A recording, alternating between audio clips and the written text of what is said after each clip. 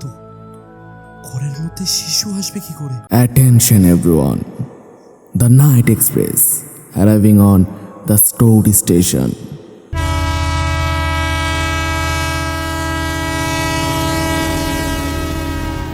কিছু গল্প, যে গল্প লুকিয়ে রাখে আর এক গল্পকে, সে বাংলা ও বিশ্ব সাহিত্যে লুকিয়ে রাখা গল্পের তিলোত্তমা নিয়ে আমাদের এই presentation the night express. The night এক্সপ্রেসে আজকে আপনাদের জন্য হরিনারায়ণ চট্টোপাধ্যায়ের লেখা পেছনে জানলা। হরিনারায়ণ চট্টোপাধ্যায় জন্মেছিলেন 1916 সালে। তার প্রথম উপন্যাস ইরাবতী ছোটদের জন্য লেখা বইয়ের মধ্যে অন্যতম ভয়ের মুখোশ ও পাথরের চোখ। তার মৃত্যু হয় 1981 সালে। শুক্লালের চরিত্রে অগ্রজ পাঠক, দুলালীর মায়ের চরিত্রে সুপ্রিয়া মণ্ডল। গল্প পাঠে এবং গল্প সূত্রধার আমি শ্যাম্য। শুরু হচ্ছে হরিনারায়ণ চট্টোপাধ্যায়ের পেছনের জানলা।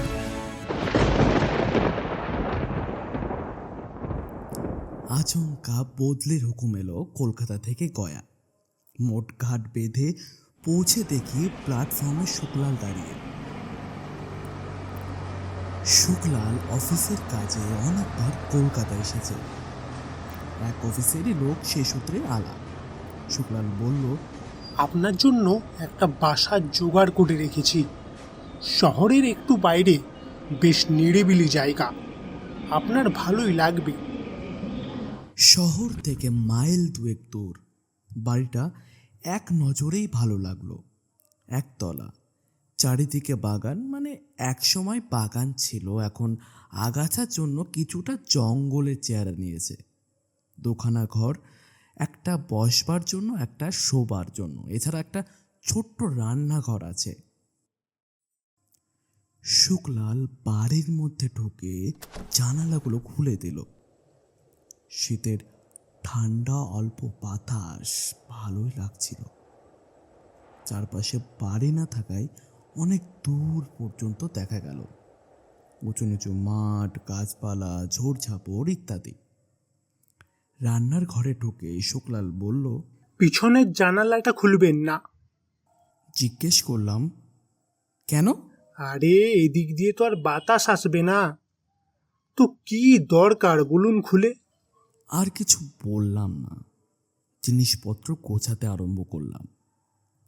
শুক্লালি দুলালির মাকে জোগাড় করে দিল। রান্না বান্না থেকে ঝাড় দেওয়া, কাপড় কাচা সব কিছুই করবে। দিন তিনেক পর দুলালির মাকে জিজ্ঞাসা করলাম, আচ্ছা বলছি, শুক্লাল বাবু রান্নাঘরের জানালাটা খুলতে বারণ কেন করেছে বলো তো, জানো কিছু? দোলালির মা অনেকক্ষণ ধরে আমার দিকে চেয়ে রইল, দৃষ্টিতে কৌতূহল আর বিস্ময়। তারপর বলল, ও জানলাটা নাই খুললেন বাবু? কিন্তু কেন? রান্নাঘরের জানলা তো খাবার জিনিস থাকে, যদি ধুলোবালি পড়ে কিংবা কুকুর বেড়াল ঢুকে পড়ে। অবশ্য জানালার কোনো গরাদ নেই, ছোটখাটো জন্তু জানোয়ার ঢুকে পড়া মোটেই বিচিত্র নয়। তবু আমার মনে হলো আসল কথাটা যেন দুলালির মা চেপে যাচ্ছে। কি হতে পারে রান্নাঘরের জানলাটা খুললে? ছুটির দিন, অনেক বেলা পর্যন্ত ঘুমোলাম। ঘুম থেকে উঠে দেখলাম দুলালির মা টেবিলের ওপর চায়ের কাপ রেখে গেছে রোজকার মতন। চা খাওয়া হতেই দুলালির মা এসে দাঁড়ালো। বাবু দরজাটা বন্ধ করে দিন, বাজারে যাব। দরজাটা বন্ধ করে মুখ হাত পা ধুয়ে রান্নাঘরের চৌকাঠে গিয়ে দাঁড়ালাম। দাঁড়াবার সঙ্গে সঙ্গেই চোখ গিয়ে পড়ল পিছনের জানালার ওপর। বাইরে এলোমেলো শীতের হাওয়া বইছে। বন্ধ জানালাটা সেই হাওয়ায় থরথর করে কাঁপছে। ঠিক মনে হলো যেন বলছে, আমাকে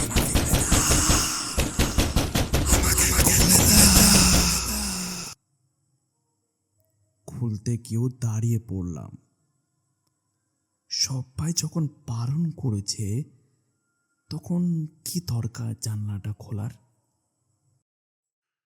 কিন্তু সঙ্গে সঙ্গে ছেলে মানুষই ভয়টা দূর করে সজোরে জানালায় ধাক্কা দিলাম। জানালা খুলল না, অনেকদিন না খোলার কারণে এঁটে গিয়েছে। আমারও জেদ চেপে গেল। প্রাণপণ শক্তিতে জানলাটা খোলবার চেষ্টা করতে লাগলাম। বার চারেক ধাক্কা দেবার পরে জানলাটা খুব শব্দ করে খুলে গেল। খোলার সঙ্গে সঙ্গেই আশ্চর্য এক কাণ্ড, বাইরে থেকে গরম একটা হাওয়ার ঝলক ঘরের মধ্যে এসে ঢুকলো। কেন এমন হলো? অন্য জানলা দিয়ে তো বেশ ঠান্ডা হাওয়া আসছে, শীতের স্বাভাবিক হাওয়া। তবে কি অনেক দিন বন্ধ থাকার কারণে এরকম গরম হাওয়া? ঠিক বুঝতে পারলাম না। এগিয়ে জানলার কাছে গিয়ে দাঁড়ালাম। কি আছে বাইরে যার জন্যে এই জানলাটা খোলা নিষেধ? এদিক ওদিক দেখতেই নজরে পড়ল কাছেই একটা ঝাঁকড়া গাছের নিচে একটা কবর। কবরের সাইজ দেখে মনে হলো ছোট বয়সের কেউ শুয়ে আছে। কবরের মাথার কাছে সাদা রঙের ক্রস। কি ব্যাপার? এরই জন্য এত কাণ্ড? শুক্লাল আর দুলালির মা কি মনে করেছিল কবর দেখে আমি ভয় পাবো, তাই জানলাটা খুলতে মানা করছিল? তাছাড়া আর তো কিছু হতে পারে না। আর তো কিছু চোখে পড়ছে না। সদর দরজাটা খুটখুট শব্দ হতে রান্নাঘর থেকে বেরিয়ে এসে দরজা খুলে দিলাম। দুলালির মা বাজার নিয়ে ফিরেছে। আমাকে দেখে বলল, বাবু বুঝি ঘুমিয়ে পড়েছিলেন? অনেকক্ষণ দরজা ঠেলছি। আমি কোনো উত্তর না দিয়ে শোবার ঘরে চলে এলাম। একটু পরেই রান্নাঘর থেকে দুলালির মায়ের চিৎকার কানে এলো। এ কি, এ জানলা কে খুললো? সর্বনাশ! কি এমন কাজ করলে? রান্নাঘরে গিয়ে অবাক হয়ে গেলাম। বাজারের জিনিস চারিদিকে ছড়ানো। দুলালির মায়ের এলোমেলো বেশ, খোলা চুল, লাল দুটি চোখ, চিৎকার করে চলেছে। কি হলো? সরো সরো সরো, আমি জানলাটা বন্ধ করে দিচ্ছি, সরো। এগিয়ে গিয়ে জানলাটা বন্ধ করার চেষ্টা করলাম। প্রথমে এক হাত দিয়ে, তারপর দু হাত দিয়ে, কিন্তু কিছুতেই বন্ধ করতে পারলাম না। মনে হলো জানলার পাল্লাটা যেন কাঠের নয়, নিরেট পাথরের তৈরি। এক চুল সরানো গেল না। ও আর বন্ধ হবে না, আমি ঠিক জানি বাবু। সর্বনাশ একটা হবে। জোরে তাকে একটা ধমক দিলাম। কি হচ্ছে? চুপ করো। জানালার কবজাটা শক্ত হয়ে গিয়েছে, কাল মিস্ত্রি ডেকে ঠিক করে নিলেই হবে। এত চেঁচানোর কি আছে? সেই রাতেই আমার খাবার ঢাকা দিয়ে দুলালির মা রোজকার মতন চলে গিয়েছে। আমি বাইরের ঘরে বসে অফিসের কাজ করছিলাম। ঘড়ির দিকে নজর পড়তেই উঠে পড়লাম। খাবারের সময় হয়েছে। রান্নাঘরের কাছে গিয়ে থমকে দাঁড়িয়ে পড়লাম। খাবারের ঢাকনা খোলা, থালার কাছে বছর 6 এক শিশু। ধপধপে গায়ের রং, এক মাথা কোকড়ানো সোনালি চুল, নীল দুটি চোখ। শিশুটি দাঁড়িয়ে নেই, অনবরত থালাটার চারপাশে ঘুরছে। হাত দিয়ে চোখ দুটো রুখে নিলাম। ভুল দেখছি না তো? ঘরের মধ্যে শিশু আসবে কি করে?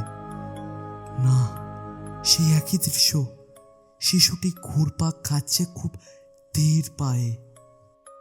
একটু পরেই শিশুটি থেমে গেল, মুখ তুলে দেখল আমার দিকে। নীল দুটি চোখের অদ্ভুত দৃষ্টি। আমার সারা দেহ যেন হিমের স্পর্শে আষাঢ় হয়ে গেল। শিশুটি পিছন ফিরে রান্নাঘরের দিকে চলতে শুরু করলো। আমি সাহস করে তার দিকে এগিয়ে গেলাম। কিছুটা গিয়ে আর যেতে পারলাম না। ঠিক জানালার কাছে যেতেই অসহ্য গরম হাওয়া। বাড়িতে আগুন লাগলে যেমন গরম তাপ লাগে, অবিকল সেরকম। একটা ধোয়ার কুণ্ডলি। তারপর শিশুটিকে আর দেখতে পেলাম না। কিছুক্ষণ দাঁড়িয়ে থেকে সন্দেহ হলো সবই হয়তো আমার মনের ভ্রম। ছোট একটা কবর থেকে শিশুটিকে কল্পনা করছি, সে কল্পনার রূপই দেখছি চোখের সামনে। এ কেমন বাচ্চামি। খেতে বসতে গিয়ে থেমে গেলাম। থালার চারপাশ ঘিরে ছোট ছোট পায়ের চিহ্ন। দুপুরের দিকে বৃষ্টি হয়েছিল, বাইরের মাঠে জল জমেছে। শিশুটি বুঝি সেই জল পার হয়ে এসেছে। খাবারে হাত দিতে পারলাম না, উঠে এলাম। তাহলে এ তো আমার মনের ভুল নয়, শিশুটি সত্যি এসেছিল। এই প্রথম আমার মনে হলো পেছনের জানলাটা না খুললেই ভালো করতাম। কাল মিস্ত্রি ডেকে জানলাটা আগে বন্ধ করতে হবে। অনেকক্ষণ শোবার ঘরে গিয়ে পায়চারি করলাম, মাথাটা গরম হয়ে আসছে। এখন শুলেও ঘুম আসবে না। বেশ কিছুক্ষণ পরে আবার রান্নাঘরে গেলাম। ভালো করে দেখলাম কোথাও কোনো পদচিহ্ন নেই। অবশ্য জলের দাগ এতক্ষণ থাকার কথা নয়, তবু খাবার খাওয়ার কোনো ইচ্ছা করলো না। একসময় বাতি নিভিয়ে শুয়ে পড়লাম। সহজে ঘুম এলো না, এপাশ ওপাশ করতে লাগলাম। রাত তখন কটা বাজে জানি না। গলায় খুব ঠান্ডা একটা স্পর্শ পেয়ে চমকে জেগে উঠলাম। জানালার কাচের মধ্য দিয়ে চাঁদের আলো এসে বিছানার উপর পড়েছে। কোথাও কোনো অস্পষ্টতা নেই। সেই শিশুটি এক হাত দিয়ে আমার গলা আঁকড়ে ধরে শুয়ে আছে। সবলে শিশুটিকে সরিয়ে দিতে চাইলাম,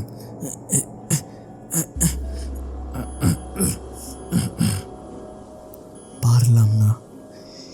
এইটুকু শিশুর কি অসীম শক্তি! হঠাৎ দেখতে দেখতে আশ্চর্য রূপান্তর ঘটল। শিশুর দেহের মাংস আস্তে আস্তে মিলিয়ে গেল।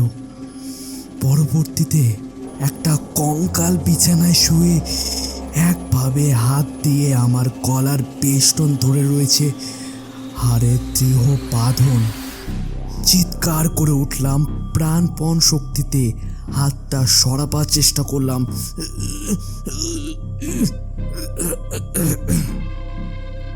কিন্তু পারলাম না। আবার সেই আগুনের হলকা মনে হলো, সেই দাঁতে আমার মাংস বুঝি গলে গলে পড়বে, আমিও কঙ্কালে পরিণত হব। তারপর কি হলো আমার জানা নেই। অনেকগুলো লোকের ক্ষীণ কণ্ঠ, তাদের পায়ের আওয়াজ। জ্ঞান হতে দেখলাম বিছানায় শুয়ে আছি, পাশে শুকলাল আর একজন ডাক্তার। একটু দূরে দুলালির মা দাঁড়িয়ে আছে। শুনলাম পরের দিন সকালে বাড়ির মধ্যে না পেয়ে খুঁজতে খুঁজতে দুলালির মা আমায় পিছনের মাঠে পেয়েছে, সেই ছোট কবরটার পাশে। কখন কিভাবে সেখানে গিয়েছি আমি জানি না।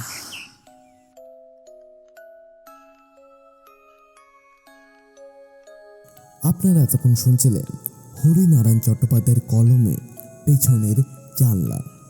আজকের গল্পের সূত্রধার ও গল্প পাঠে আমি সাম্য। শুক্লালের চরিত্রে অগ্রজ পাঠক, দুলালির মায়ের চরিত্রে সুপ্রিয়া মণ্ডল, ব্যাকগ্রাউন্ড মিউজিক জয়পাল। আজকের গল্পের সমগ্র পরিচালনায় শুভঙ্কর আচার্য। আজকের গল্পটি ভালো লেগে থাকলে গল্পটিতে লাইক করে কমেন্ট করে জানিও কেমন লাগলো, এবং আরও নতুন ধরনের গল্প শুনতে দ্য স্টোরি স্টেশন ইউটিউব চ্যানেলটি সাবস্ক্রাইব করে পাশে থাকা বেল আইকনটি অন করে দেবেন। তবে দেখা হচ্ছে পরবর্তী গল্পে। আর ততদিন ভালো থাকুন, সুস্থ থাকুন আর শুনতে থাকুন দ্য স্টোরি স্টেশন।